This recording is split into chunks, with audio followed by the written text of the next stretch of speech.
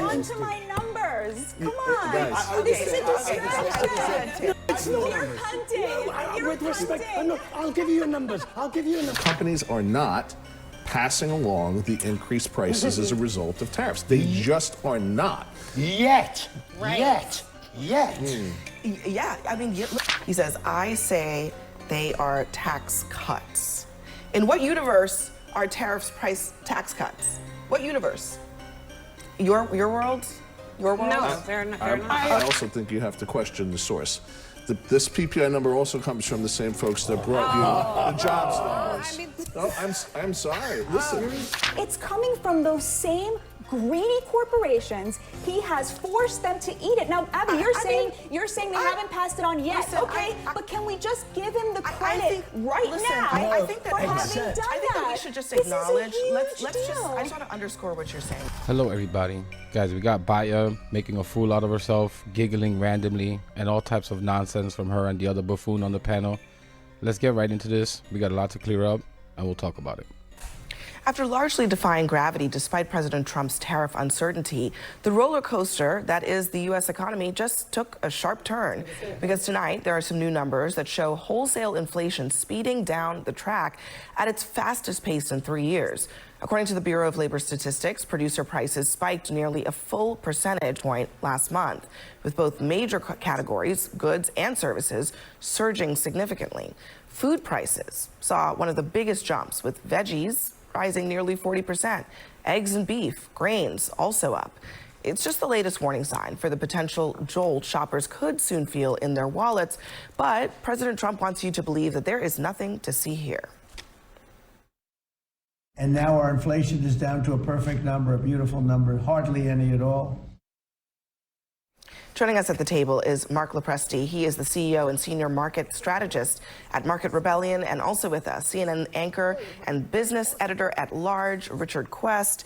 I'll let you two duke it out on this one, but I mean, it seems clear to me that producer prices are sort of a leading indicator of what we will likely expect to see, which is that consumers are going to be paying more prices as businesses stop being able to swallow all of these price increases and uncertainty. What do you see? The reality is that the tariff increases are now feeding into the economy. Now, maybe not as much as we had thought, because the tariff numbers were lower, as we discussed around this table before. Yes. And because they keep changing every 3 weeks. Right, but the reality is there. It is unavoidable, and it is, I would suggest, with great respect, unarguable that the inflation is now coursing through the economy. Whether it goes much higher or whether it becomes a one-off shock, the jury's out on. Absolutely. But there is no question in economists' minds that the inflation is there. The interesting thing about the food prices is that I'm genuinely curious about what's going on here. Some of it does seem to be inflation. One economist said, that clearly tells me that the tariffs that were slapped on Mexican agricultural imports are coming home to roost. There's also the prospect that the immigration crackdown could be compounding this. So you have a lot of things going on that are leading to, when it comes to, you know, your tomatoes and your fruits and veggies and your coffee, higher prices that are showing up right now. Well, here's the reality also, though, Abby. When we were last together just after Liberation Day and we were calling for catastrophe and that we would be in a deep recession at this point by mid-July or certainly by August, I'm not quoting anybody that might look like Richard, but it could have been Richard, it didn't come to pass. Okay, but Mark, we just came out of I'm going to pause you. Q2 earnings season. I want you to continue, but I will pause you there because we've had this discussion already, okay? Did Liberation Day tariffs go into effect when Trump announced them? They did yes not. or no? They did not. Thank you. So when you say, let's stop there. That there was no recession, that's the end of the conversation. It Well, didn't happen because apples and oranges. Apples and oranges. Well, there are tariffs in effect, are there not? So the trade war is real, is it not? The trade war is real, but not at the rates that you wish to ascribe. Okay. So Mark, what is the rest of your point? Go ahead. The rest of my point is that we have seen, based on Q2 earnings season, which we've just come out of, which has been nothing short of spectacular, 82% of companies beating or meeting expectations. We had a 5-year average blended earnings per share growth, the highest in 5 years. Companies are not passing along the increased prices as a result of tariffs. They just are not. Yet. Yet, Yeah, I mean, yeah. And some of them are like, they really have no argument when this is the only argument or lie you can come up with. The tariff levels that economists and Wall Street were claiming that will cause a recession never came into effect. The whatever 140%, I think it was. That's why they called them taco, for Trump always chickens out. And we spoke about this in my last video, or not the last one, but maybe the previous, that a lot of the products out there that are pre-tariffs, like a lot of the products out there currently or in the past month or two, those products were before the tariffs. There were companies front-loaded because they saw the tariffs coming, and Trump's dumbass doing all these stupid increases and decreases, whatever he was doing. So they purchased a lot beforehand. Not all of it though, not all of them. That stock is running low, and they would need to purchase now with the Trump tariffs in effect. In fact, as you saw, prices are already going up as it is. Now we're at a 3-year high in core inflation because Trump is an idiot and Republicans are too weak to stand up to him. Listen, yet Remains to be seen, doesn't it? But as of now, the numbers that we have in front of us. So who's eating the tariff? Who's eating the tariffs? The corporations, for the time being, are eating the tariffs. For the time being. Which is profits, which is 401ks, Well, which is dividends. Well, let's aren't. not talk about 401ks. All right. Terry, if we got interest rates in control, if we got the cut that we've needed for so long now, the corporate cost of capital would come down, Richard. You'd seen increased investment from corporations. You'd seen increased employment. It would offset a lot of the tariff So I just impacts. let me have my last one. If you are the Fed and your dual mandate is price stability Very and full aware. employment, you could not justify lowering rates when you have rising PPI and CPI. Well, I also think you have to question the source. This PPI number also comes from the same folks that brought you the jobs numbers. I mean, I'm sorry. Listen, facts are not facts seriously, in this world. seriously. Facts are not facts. Question the But data. it's the PPI. Let's talk about where the data comes from, guys. To say that the Unskewed. PPI is not accurate, and then you have a president calling for Goldman Sachs to fire their economist because he doesn't like what he's saying. Something Richard, told you me referenced the that PPI in something your told me opening. that you would say that something told me that you would say that. And by companies eating the tariffs, the companies that quote unquote did eat the tariffs, they're doing it by firing people, but not hiring people that they need and overloading their current workers. Trust me, corporations are not just going to eat the tariffs. That's just not how they operate. About the price. Listen, it is. I wanted to say hilarious, but it's really not funny. Beyond belief that now, when the warning signs are flashing, oh my God, don't trust the numbers. And when things were stable, it was like everything's fine. No. But let's take it a given that Abby. maybe there are challenges with collecting this data. Let's note where some of those challenges are coming from. Inflation data threatened by government hiring freeze as tariffs loom. Doge layoffs may have compromised the accuracy of government data. Cuts to data collection may erode reliability of economic statistics, and so on and so on. I mean, this is not a Trump effect with the data collection, Abby. We're talking about data collection for the jobs numbers, for the PPI numbers that are mailers, phone surveys. Yes, but there are resource 30, issues. That's not an opinion. That's a fact. There are resource issues that are affected affected by cuts. We should and have the those same resource data. issues have been exacerbated since the Doge cuts. Again, not an opinion. That is a fact of the reality of the situation. But even with that being said, this is the data that we have, right? And you either, care that data exists or you don't, and you just go with your gut feeling. I don't know. Well, I would like to share a little bit of data, if I may. Do you know what the gas prices are right now compared to last month? Gas is down 2.2%. Do you know what it is compared to when Trump took office? It's down by 11%. Groceries, since Donald Trump took office, down by 0.46%.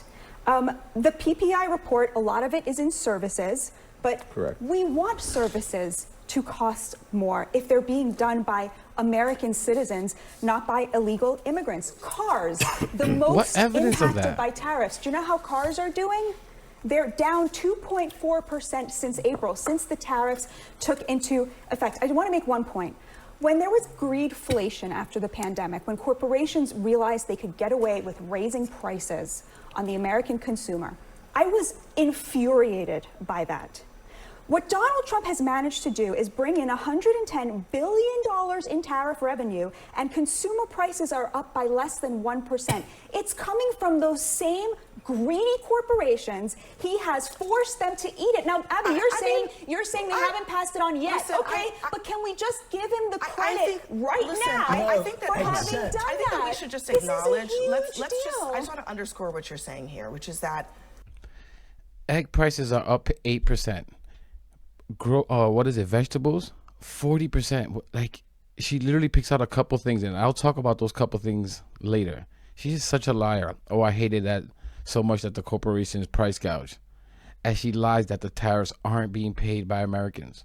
This is just so insane. Again, the tariffs are not being eaten by companies. Inflation is at a 3-year high. How do you think that is happening? 3-year high. What triggered that? 3 years.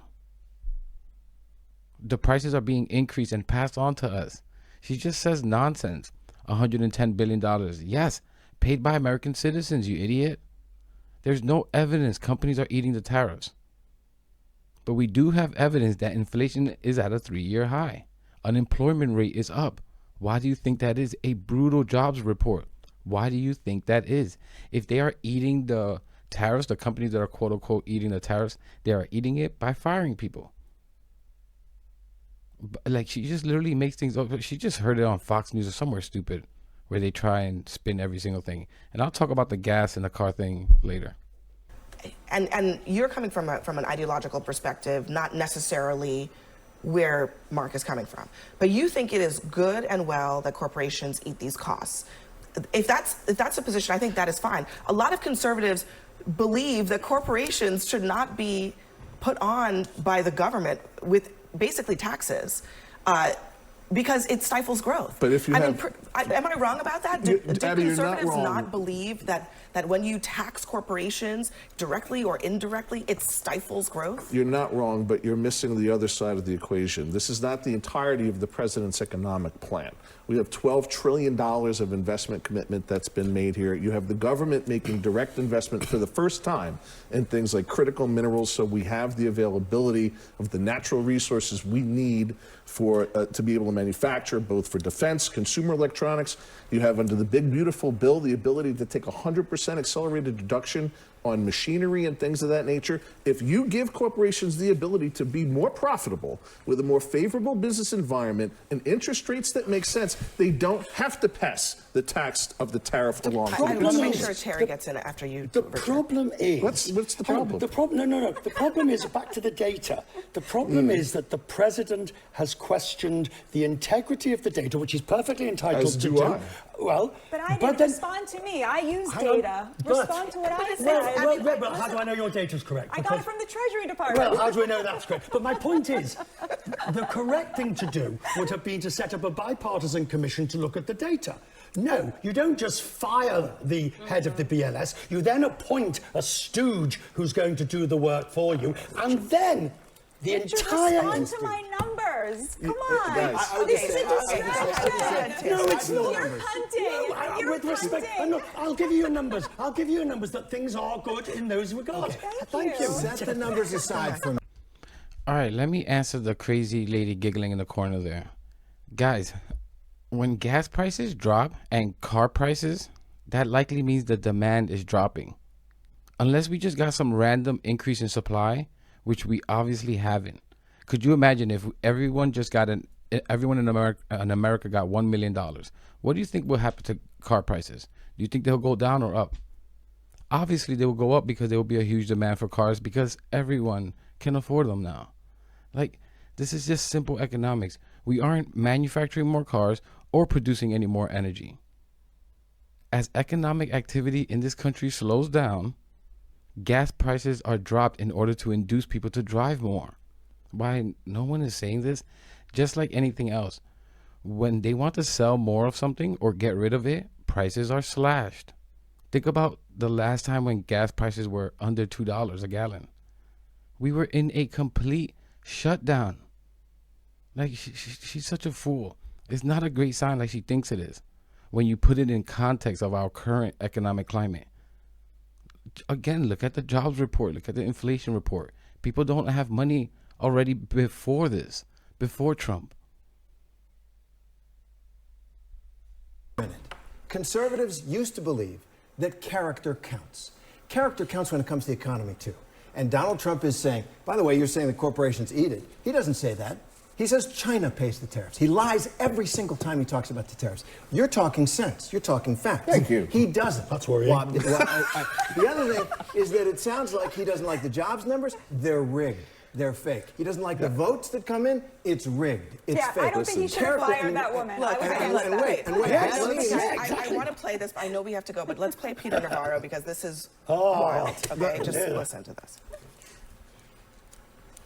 There's going to be some people who are going to try to make it a tariff story, but if you peer beneath the hood of the numbers, there's nothing in there to suggest that tariffs were responsible. The Peter Navarro said earlier today, are tariffs price hikes or tax cuts? He says, I say they are tax cuts. In what universe are tariffs price tax cuts? What universe? Your world? Your world? No, they're not. I'm not endorsing care what Peter Navarro's Navarro comment. says, That, I'm just saying, there is something very disturbing I think going on we're in the on a White House. slippery- If this is the economic advice the president The is getting. slippery slope that has now been started by questioning the data will have incalculable consequences. Here's my point on the data. The government and economists should rely on the same data in real time that the largest financial institutions in the world do. Are you in You favor? can subscribe Are to you- 4 data sets right now Are you that in- all the hedge funds that I know, all the money managers that I know get Just real-time answer this. economic data, not surveys in the mail. Are It's you not in favor of 1957 suspending anymore. the jobs report as Merron is? I'm in favor of getting the right data behind the That's jobs not report. answering It's it. available. It is available, and if it's So determined, you now want a wild west of data No, sir. providers. Okay, No, let me, not okay, at all. Sorry. we have to go, but here's one thing I will say. I think you're probably right that, yeah, the private sector has access to a lot of additional And data. it's cheap. And we don't, but I don't know that everyone would agree that it is, the Bible accurate, right? But Goldman Sachs put out a report saying consumers are going to start paying the tariffs. And guess what the president said? Fire Get him. yourself a He new didn't like economist. So these are people looking at the same private sector data that you are talking about. And they are telling the world prices are going to go up. And the president says, I don't like that data, get rid of the that's guy. one chief, So- that's one chief All right, economist from Richard, one bank. Richard Quest, Marco Lopresti, thank you. Like, I don't know why we're having a conversation about updating the methodology. That's not what it's about. If you want to do that, that's fine. But again, if the job reports number is bad, I don't care what methodology you use. Trump is going to say the same thing. It doesn't matter who does it or how it's made. It doesn't matter. That's why he wants the Goldman Sachs strategist fired. And I was just thinking about this, what was said at the beginning. Holy crap, 40%. It was, I think, 38.9 or 38.6. 40% increase in vegetable prices. You know what that's going to do to so many Americans? That they just won't be able to afford it. Think about children living in poverty. The healthiest foods just isn't affordable for most. 40% increase? They were already expensive before. These idiots talk about make America healthy again. Yeah, only if you can afford it, huh? But hey, another tax break for the rich, that will solve it. And this buffoon Mark that's over here giggling, shaking hands with Nigel, by favorable to corporation, he means interest rate tax cuts. Again, I have to explain this. This will be real quick, and I've explained this before. If you cut interest rates right now, when inflation is going up, and now at a 3-year high, we will be completely effed. And he knows this very well. Inflation will skyrocket. Unemployment will skyrocket. We will be in a full-on recession. Stagflation. Look up the word, stagflation. Trump is literally ruining everything he touches. It will be an utter disaster. And plus, I've said this, if we hit a recession, we need the cuts in interest rates to help us out of it. Like we did during the pandemic. That's what helped us out of it. We just can't do this right now. It sounds simple to cut interest rates. It's just not that simple. And I said this, the economy is like dominoes. One wrong move, it all comes crashing down. But I'm going to leave it there, guys. Let me know what you think about all this in the comments. Please leave a like, subscribe. Really helps the channel, really helps push the message out there. And I'll catch you in the next one.